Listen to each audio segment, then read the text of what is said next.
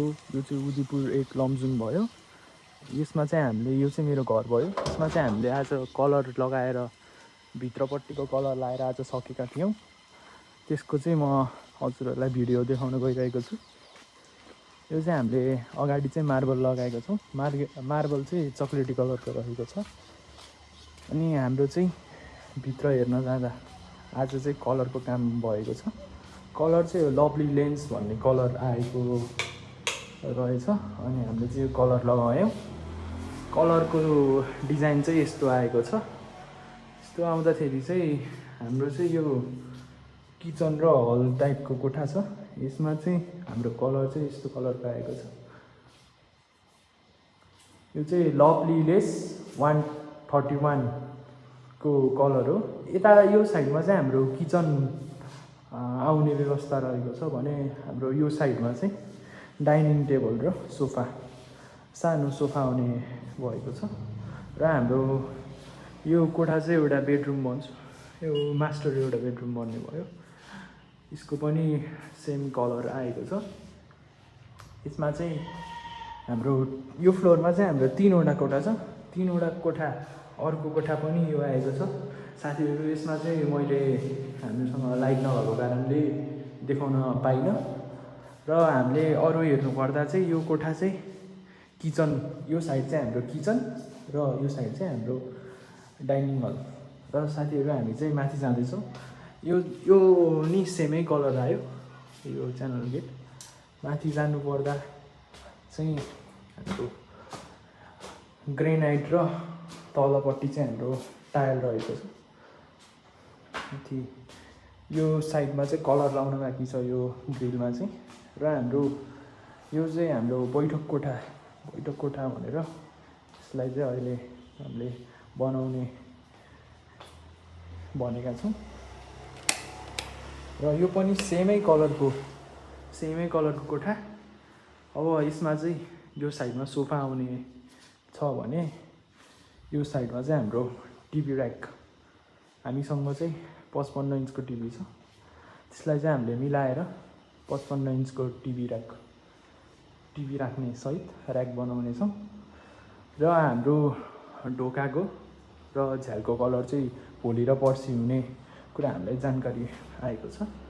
हाम्रो चाहिँ final look चाहिँ यस्तो आएको छ। यो कलर मलाई पनि साँच्चीकै राम्रो लाग्यो। उज्यालो हेर्दा पनि मिठो कलर, क्रिम कलर। यसलाई लभली लेन्स भनिँदो रहेछ बजारमा। हजुरहरूले पनि यो कलर लाउन सक्नुहुन्छ। माथि हामीले सिलिङमा चाहिँ व्हाइट र साइडमा चाहिँ क्रिम कलर गरी लागेको छ। हाम्रो चाहिँ यो माथि टप फ्लोरसम्म लागेको छौँ आज चाहिँ हामीले। यसै गरी हाम्रो अब तलको कुरा गर्नुपर्दा हामीले यहाँ सोफा राख्ने, त्यसपछि गएर टिभी ऱ्याक राख्ने कुरा हाम्रो चाहिँ भइरहेको छ। यसरी राख्दा चाहिँ अलिकति बेटर लुक आउला जस्तो लागिरहेको छ मलाई पनि। र अब कुरा गर्ने नै हो भने हाम्रो चाहिँ बाहिर टाइल अर्कै कलरको छ। र हाम्रो साइडमा चाहिँ इट्टा कलरको, घरको कलर चाहिँ इट्टा रहेको जानकारी गराउन चाहन्छु म हजुरहरूलाई।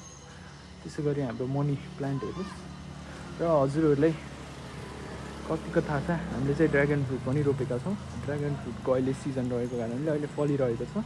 हामीले प्रशस्त रूपमा ड्र्यागन फ्रुट पनि खाइरहेका छौँ। र हेर्नुहोस् त, हामीसँग त्यसै गरी मौरीको घार पनि 1, 2, 3, 4वटा, यता 5, 6, 7वटा जति ड्र्यागन फ्रुट रहेको छ। हाम्रो चाहिँ यो मनाङ जाने हाइवे नै हो। त्यसै कारणले हाइवे भएकै कारणले गाडीहरू प्याकै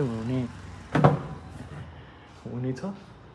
र साथीहरू म चाहिँ हाम्रो घरको तलको अलराउन्ड देखाउन चाहन्छु हजुरहरूलाई।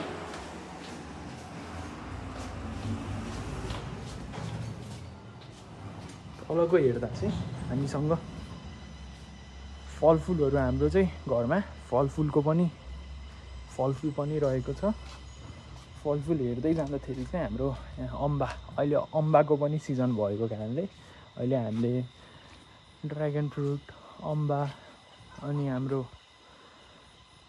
नस्पति अनि यतापट्टि आयो कागती, त्यसपछि आयो मौसम, त्यसपछि आयो जुनार। हाम्रो चाहिँ विभिन्न थरीको फलफुलहरू पनि लगाएका छौँ हामीले हाम्रो बारीमा। त्यसै गरी हामीसँग पपाया पनि छ। पपायाको साथसाथै हामीसँग ड्र्यागन फ्रुट चाहिँ हामीसँग यस्तो अवस्थामा अहिले चाहिँ मजारी फलिरहेको छ। अनि हामीसँग यो चाहिँ आँपको रुख भयो। त्यसै गरी साथीहरू हामीसँग चाहिँ अब हेर्नुपर्दा ओभरअल यो चाहिँ फलफुल घर जस्तै देखिँदै गएको पनि मलाई अनुभव भइरहेको छ। हजुरहरूले पनि देख्न सक्नुहुन्छ यो चाहिँ एउटा फुलबारी जस्तो आनन्द रमणीय ठाउँ जस्तो हुन गइरहेको छ। अब हामीले पछाडि पनि एउटा राम्रो छुट्टै बस्ने एउटा चुलो टाइपको यहाँ साइडमा र हाम्रो यहाँ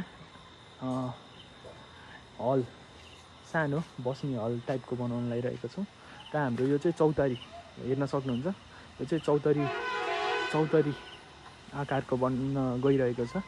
यो कटिङ पनि त्यस्तै आकारको भइरहेको छ, हेर्न सक्नुहुन्छ। र हाम्रो बेलौती, यसलाई चाहिँ अम्बा भन्छ। यो चाहिँ खाँदा टेस्टी नै छ, हजुरहरूले पनि देख्न सक्नुहुन्छ। यतातिर चाहिँ अब पानी पर्ने अवस्था आइरहेको मैले पनि देखिरहेको छु, हजुरहरूलाई पनि देखाउन चाहन्छु। यो चाहिँ हामी चाहिँ साथीहरू हाम्रो घरको अवलोकन गर्दै जाँदाखेरि मैले चाहिँ अब यो डिजाइन पनि राम्रै छ। अब यसलाई अझ अर्को लुक के आउन सक्छ, तलदेखि माथिसम्म एउटा लुक आउने छ। र हाम्रो चाहिँ अब भोलिको काम चाहिँ यसलाई झ्याललाई चाहिँ अर्को ब्ल्याक कलरको कलर गर्नेछौँ। त्यसै गरी यताको झ्याललाई पनि ब्ल्याक कलर गर्नेछौँ। साथसाथै हाम्रो भोलिको काम चाहिँ झ्याल ढोका कलर गर्ने भनेर दाइहरू आज चाहिँ जानुभएको छ। भोलि बिहानै आउनुहुन्छ भन्ने।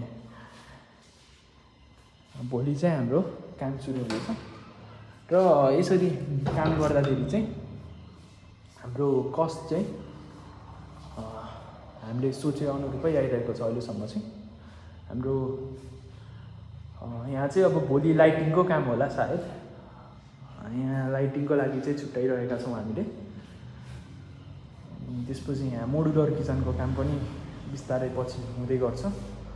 त्यसपछि गएर हामी चाहिँ बिस्तारै एकपछि अर्को गर्दै कामहरू गर्ने भनिएको हाम्रो प्लान छ। यसै गरी काम गर्दै गर्दा चाहिँ हामीले विभिन्न अनुभवहरू पनि बटुल्यौँ। जस्तै म हजुरहरूलाई हामीले काम गर्दै गर्दा अनुभवहरू भन्न चाहन्छु। कलरलाई चाहिँ हामीले सोधेर अलिकति जान्ने बुझ्ने मान्छेहरूसँग सोधेर लिमिटेड कलर ल्याउँदाखेरि चाहिँ हामीलाई राम्रै भयो जस्तो लाग्छ। हामीले चाहिँ राम्रै कलर लगायौँ, लिमिटेड कलरै लगायौँ। अनि यो कलरले चाहिँ हामीलाई फाइदै दियो।